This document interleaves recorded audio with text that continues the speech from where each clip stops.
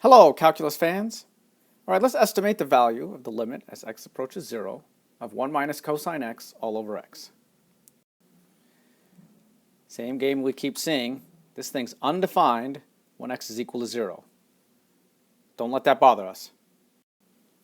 Remember, when we evaluate a limit, we don't care what happens at the limit point. Is this a broken record yet? Seems like we keep saying this over and over. It's an important concept. All right, let's define f of x to be this function, and we'll make a table of values. All right, so this is what our table of values looks like. Pretty sure that we can see that the values of f of x are getting very small, close to 0. The values are approaching 0, so same game as before. We're going to make the guess that this limit is equal to 0. The guess is correct, and later on we'll be able to make a geometric argument to prove that it's correct.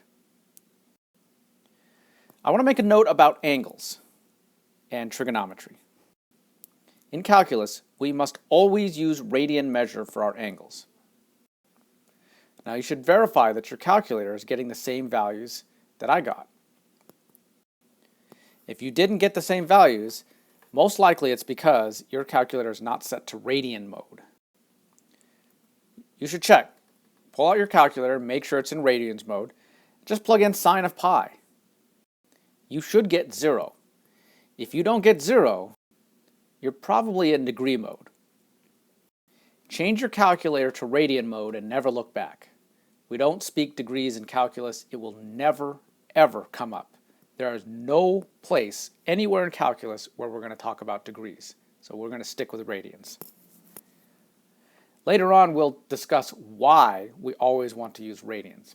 The main reason is that radians are a natural way of measuring angles, but there's a good reason in calculus that we want to measure angles that way. Okay, that's all for now.